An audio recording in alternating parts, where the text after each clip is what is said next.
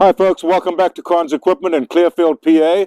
Today we bring for your viewing pleasure a 2026 Kawasaki Mule SX XC.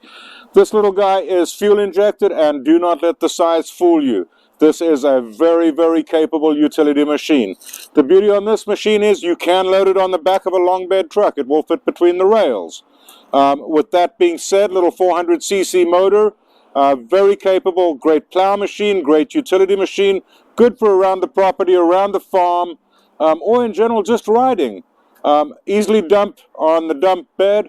It is a single release on one side, puts it up, and it dumps pretty simply, pretty easily, folks.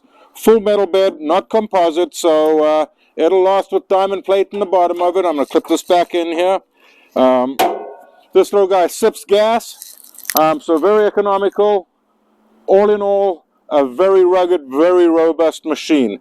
You are capable or able to accessorize this with a windshield, roof, backplate, full cab enclosure. You can install a heater in it if you'd like. Very low maintenance machine, and they do run forever if you take care of them.